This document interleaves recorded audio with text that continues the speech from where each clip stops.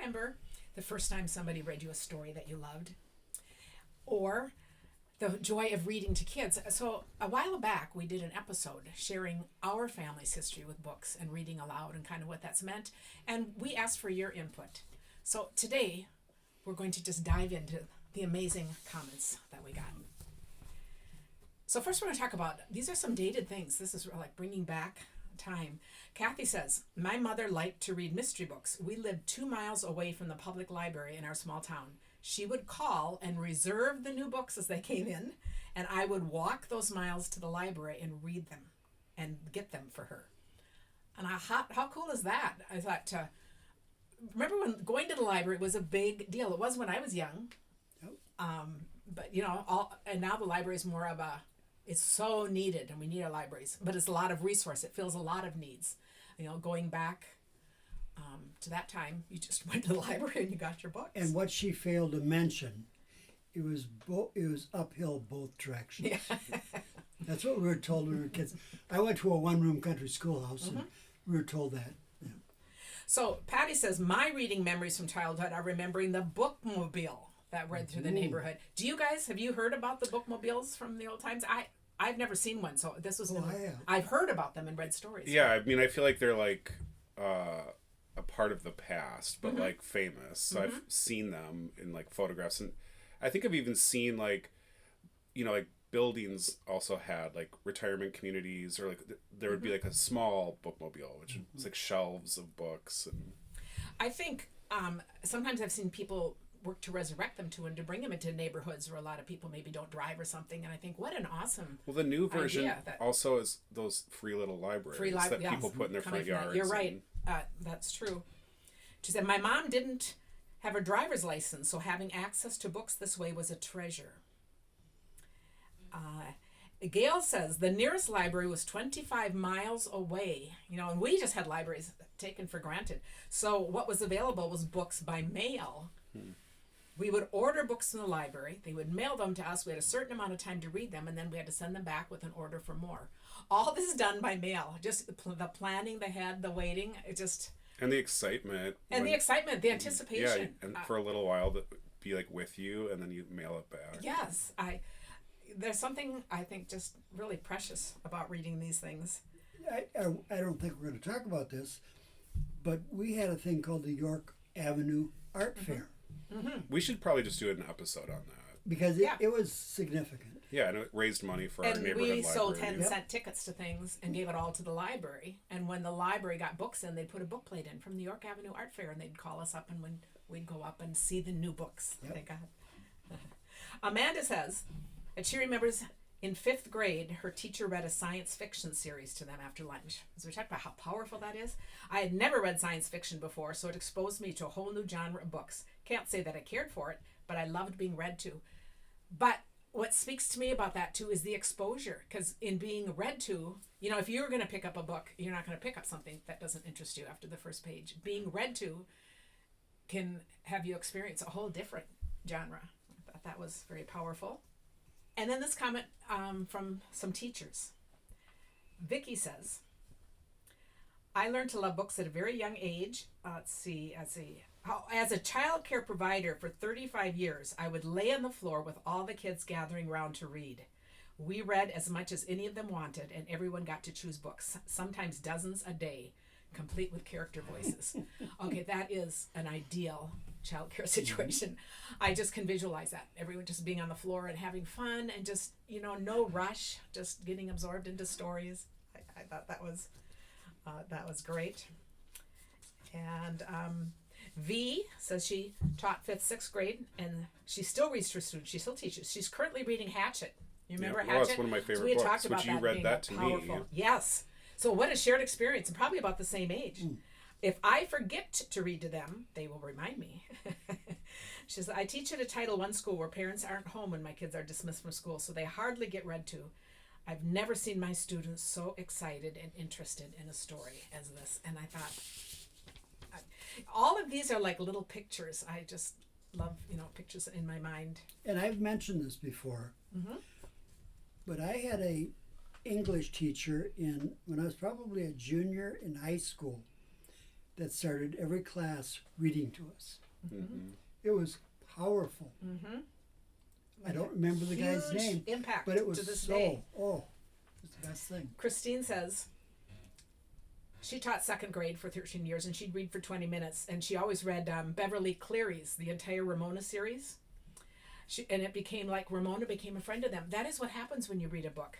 She said she had a dad tell her at a parent-teacher conference that he thought Ramona was a student in her class. Because every night at dinner, their daughter told him what Ramona had been doing that day.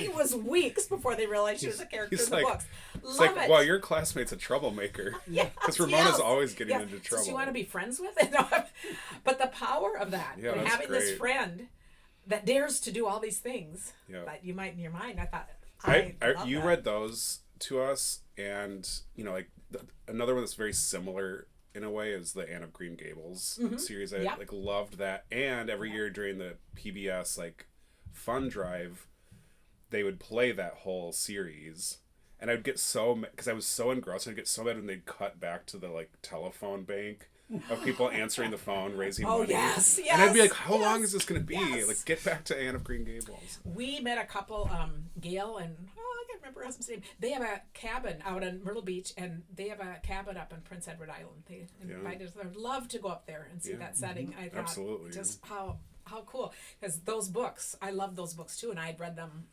alone and to myself, but I also then Well, and read them. both of them for their time and in a timeless way, really had a powerful message of like women having, like this power and this like curiosity and to pursue that and the value of that and the impact it makes on like other people's lives. But like, it was like those are important, especially the Anne of Green Gables ones where like they left an impression on me at a deep level. Mm-hmm.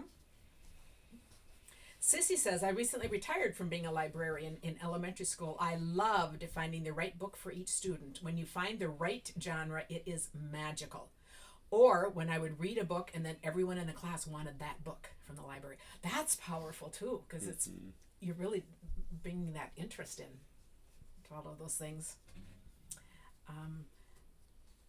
Kathy says, I was known as the book grandma since no gift was ever given without a book.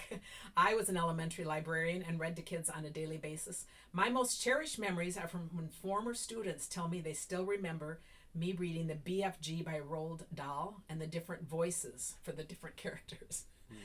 And I think, so if you have a memory like this, looking at the flip side, those of you that are retired teachers, whenever you meet someone that like is older now in your life when you were a kid, when you bring up some memory that you had with them, whether it's the reading, whether it's something they baked, whether you liked being at their house, that really is a treasure to that older person. I just think of that, and I think that is so precious to have a student come up and say, this made a difference, and it was back in elementary school, and just the way you read to me, I think is just very sweet.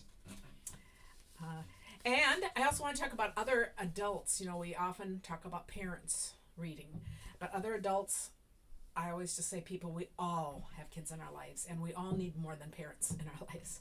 Phyllis said, when my great nephews were little, we used to have auntie nights. I love that. They always ended up with both boys climbing into my recliner with me reading a book. As they got older, they were starting to learn to read, and they would read to me. And the same with like babysitters. If babysitters read to you, it's all of that. And Kay talked about that. She spent hours reading to her students. She said, I think I inherited my love of reading from my grandma, who never really read to us, but she had many, many books in her home.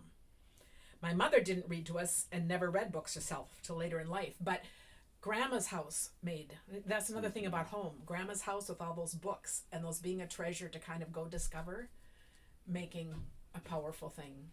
And that's an interesting thought. Did you grow up in a house with a lot of books or with no books? It's Renee says, when my son was just over a year, my mom and I went for a walk, found a garage sale, and we found a large book of Little Red Caboose. I bought it. We read so many times it fell apart. And luckily, I was able to find a new one, and that fell apart. You could only put it back together just so many times. I'd point to things, and he'd tell me what they were, or I'd ask him to find things. I'd miss something, and he'd let me know. My favorite thing he said when I pointed to the smokestack of the engine, he'd say, there's the moke, Mama, the moke. I used, I think things like that too. You remember like words like calling spaghetti paschetti. All these things that you say that when you're young that just become really charming. And we don't think to write those down, but I always think. Diagonally was diagonally for yes. until like 3rd or 4th grade. Yes, I love that. And I would think it'd be fun if you think to write those things down and remember, because that reminded me of that, how all this extends way beyond reading. It's just kind of a fun little language bit. Paulette says, when you read to your kids, you develop a secret language, little phrases that stick in your heart. We still use phrases 40 years later, like little inside jokes. And Kelly says, I loved reading to our daughter and son, and now to our grandkids, especially when they have the book memorized you don't dare skip or change. Isn't that the truth? And LeVar, along the same line, says, I read to my daughters at night. It calmed them before bed. They would take turns picking out the books. On the nights I worked, my husband read to them, and the girls would tell me the next day that Daddy would skip pages. And that, too, is part of the memory because they were onto it, but he was really shortening that time. I love that. And let's see. Beverly said, when my son was about 5, I started reading the large multi-chapter book of Winnie the Pooh. Oh, my goodness. At that time, it was just him and me, and for some reason we sat in the hallway. We'd read every night, and he and I would laugh and laugh. We'd roll on the floor just laughing, the two of us. It was so great. He is now 56 years old, and we still talk about that time and the fun we had reading that book. Such great memories. Thank you for these fun memories that you share. It brings up many old memories for me. Thanks. And that is part of the purpose of what we're doing. Our memories are kind, and it also makes us think of creating new memories as we think about what is important. Was that a brother and sister or No, a mom and son? Mom and son. But now when the son is 58, they still laugh. Yeah. It's those shared intimate times of reading. So I just thought this was really quite special to hear all of these comments. Yeah, definitely. So, on a card that made a difference, we do have an announcement to make. Hank has received his first 2 cards to him personally. Fan mail. Yes. And when he was younger, he and I used to love, he's on a lot of videos with me, and we would look at cards and talk about them. So he's going to open his cards. We've opened them. Do you want to just switch quick? Sure. Over here. This first one is from Kathy Murphy. Do you think you're more self-conscious now than you were when you were 5? He loves being more the producer than me. So but isn't that fun to be thought of? I mean, how cool is that? Yeah. Oh, cool card. Okay, you can show it. It's in frame. Yep. Very Maybe cool. come a little closer. Yep. Kathy Murphy. And how old did you just turn? 13. Yeah, so Teenager. So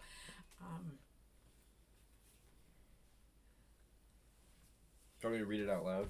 just was written there, yeah. Yeah. Just wishing you Wishing you the happiest of birthdays, Kathy Murphy, Back Porch Stampers. Yes. We've no more. And then you have another one from Lori Anderson from the state of Washington. Just think these aren't even from our state. It's just kind of fun, these people that you haven't met. And a fun card here. Whoa. You want to hold that one? Okay, hold that one front, close it first, and show this is a fun fold card. So.